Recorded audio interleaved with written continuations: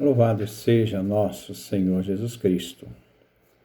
Nós vamos dar continuidade à nossa reflexão sobre Maria Santíssima. Estamos vendo o documento de Paulo VI, Culto à Virgem Maria. Isto é, ele nos deu esse texto no dia 2 de fevereiro, na festa da apresentação do Senhor, em 1974. E ele está falando desse aspecto litúrgico, onde, a partir do Concílio Vaticano II, se redimensiona toda a realidade de Maria, tendo em vista o mistério da salvação por nós realizado por Cristo, dentro dessa disposição de toda a ação divina do Pai para nos salvar. Nós estamos aqui no nosso 57º encontro. Vamos trabalhar 2 parágrafos, os parágrafos 19 e os parágrafos 20. Nos diz Paulo VI: Maria é, depois, a Virgem Mãe. Nós vimos no encontro passado, que Maria é a Virgem que sabe ouvir, a Virgem dada a oração. Agora nós vamos trabalhar o tema no número 19, Maria Virgem Mãe. Isto é, aquela que pela sua fé, pela sua obediência, gerou na terra o próprio Filho de Deus Pai, sem ter conhecido o varão, por obra e graça do Espírito Santo. Nós encontramos também no documento do Concílio Vaticano II, Lumen Gentium, número 63. É uma maternidade prodigiosa. Foi construída por Deus, porque ele é princípio e fim de toda a salvação pelo Pai, protótipo e modelo da fecundidade da Virgem Igreja, a Virgem Maria, Mãe de Jesus, mas também a Igreja, como mãe, a qual, por sua vez, se torna também mãe, isto é, a Igreja, dado que, com a pregação e com o batismo, gera para a vida nova e imortal os filhos concebidos por ação do Espírito Santo e nascidos de Deus. Aqui na Lumen Gentium, parágrafo 64. Como Maria concebeu ao ouvir a palavra, ela foi concebida pela palavra, a palavra que entra no ouvido de Maria.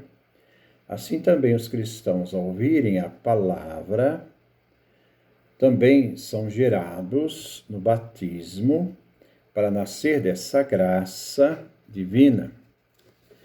Com justeza, portanto, os antigos padres da Igreja ensinavam que a Igreja prolonga no sacramento do batismo a maternidade virginal de Maria.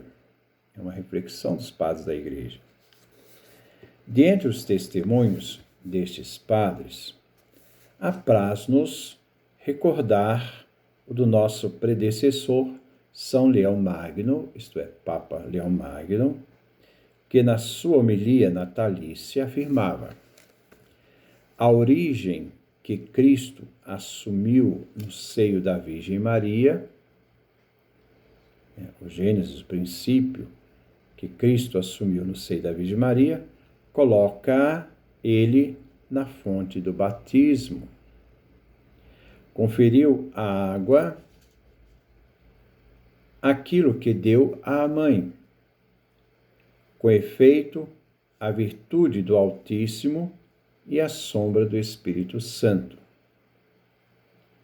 que fizeram com que Maria desse à luz o Salvador. São mesmo que faz com que a ablução regenere aquele que crê no batismo. Se quisermos referir ainda a fontes litúrgicas, poderemos citar a bela Ilácio da liturgia hispânica da Espanha. Aquela Maria trouxe no seu seio a vida. Jesus é a vida. Ele é vida, ele é luz, ele é verbo, ele é palavra. Esta igreja o traz no lavacro batismal. Então, lavacro batismal é como se fosse também, né, um útero. Nos membros daquele Cristo foi plasmado. Nas águas desta, Cristo foi revestido. Maria, vamos agora ouvir a reflexão de Maria, Virgem oferente. Maria é, enfim, a Virgem oferente. No episódio da apresentação de Jesus no templo, a Igreja, guiada pelo Espírito Santo, descobriu, para além do cumprimento das leis respeitantes, a oblação do primogênito, que estava escrito lá no livro do Êxodo, capítulo 13, do versículo 11 a 16. E também a purificação da mãe, que estava lá no livro do Antigo Testamento, Levítico, capítulo 12, versículos 6 a 8. Então, nós vemos que a Igreja, guiada pelo Espírito Santo, descobriu, para além do cumprimento das leis respeitantes a oblação do primogênito e a purificação da mãe, um mistério salvífico, relativo à história da salvação. E em tal mistério realçou a continuidade da oferta fundamental que o Verbo encarnado fez ao Pai ao entrar no mundo. Uma citação da carta aos Hebreus, capítulo 10, versículos 5 a 7. Viu nele proclamada a universalidade da salvação, porque Simeão, ao saudar no menino a luz para as nações, para iluminar as nações, e a glória de Israel, que encontramos lá em Lucas, capítulo 2, 32, reconhecia nele, isto é, Simeão reconhecia no Messias o Salvador de todos. Entendeu aí uma referência profética à paixão de Cristo.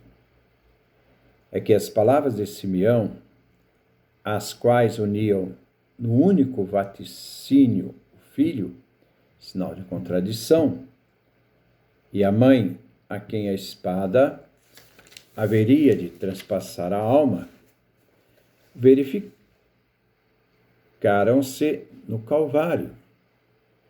O mistério de salvação, portanto, que nos seus vários aspectos orienta o episódio da apresentação no templo para o acontecimento salvífico da cruz. Então, se via naquela apresentação que se fez ao templo, naquela profecia de Simeão, uma antecipação do mistério da cruz. Mas a mesma Igreja, sobretudo a partir dos séculos da Idade Média,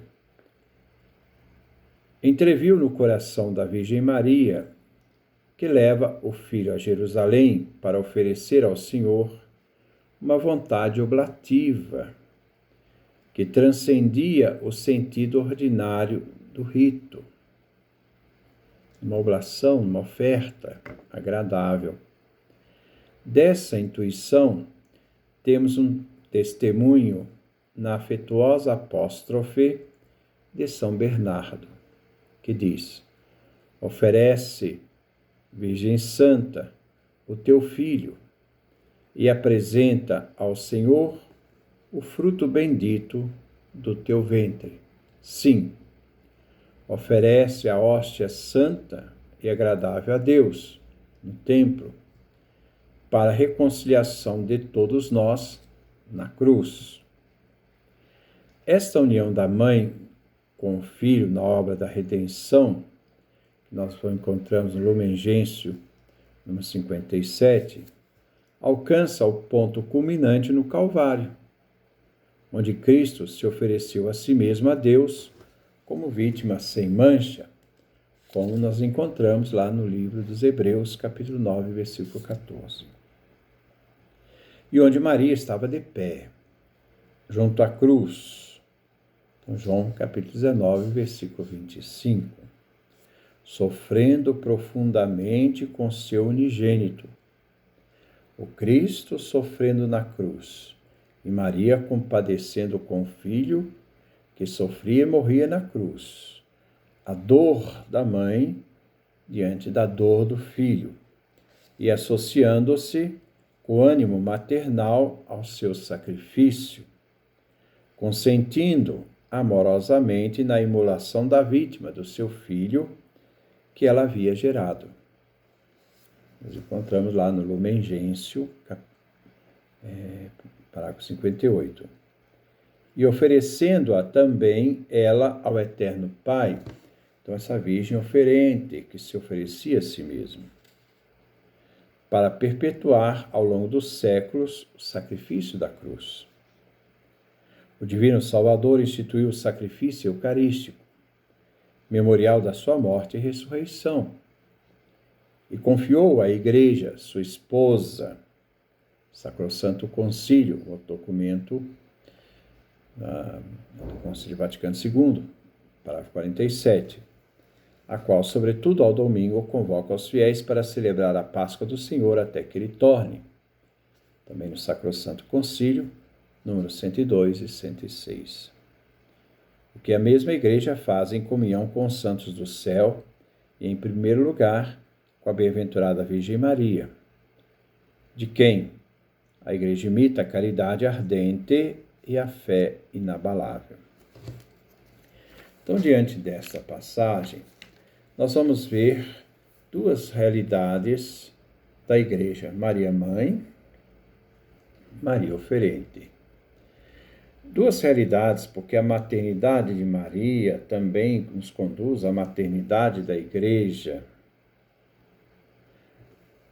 A maternidade de Maria, que gera o nosso Salvador, e a maternidade da Igreja, que gera filhos no batismo. Maria, que concebe o Filho de Deus, ouvindo a palavra pelo ouvido, no seu seio.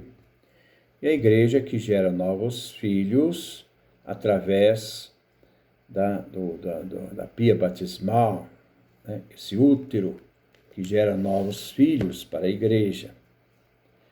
Toda essa realidade também nos leva a essa realidade da Virgem Oferente, sendo que há uma relação, como nós vimos no texto, desse texto da apresentação de Jesus no templo, que é uma realidade preparatória daquela grande apresentação de Jesus na cruz, na obra da redenção, na sua morte e ressurreição. O profeta Simeão, o velho Simeão, pré-anuncia aquilo que será a realidade da cruz, entre a realidade desse sinal de contradição do Filho e da espada que vai ferir o coração de Maria, antecipados na questão do mistério da cruz, entre Jesus, que morre na cruz, e Maria, que compadece diante do Filho no mistério da cruz. Com uma participação ativa de Maria nesse mistério da cruz, por meio da realidade em que ela oferece o seu próprio Filho, né, para nós e para a nossa salvação. Então, nós vemos que esse Jesus que Maria entrega-nos naquele mistério da cruz, diante da cruz, nos entrega esse Filho na sua paixão e morte e ressurreição. Nós vemos que essa realidade, Maria confia então esta Igreja, sua esposa, e faz com que esta Igreja se torne também participante deste mistério, onde se celebra também na Eucaristia esse memorial da paixão, morte e ressurreição de Jesus. Né? Então, essa bem-aventurada Maria, é dela que a Igreja imita a caridade ardente da fé inabalável para a vivência da sua fé em Cristo.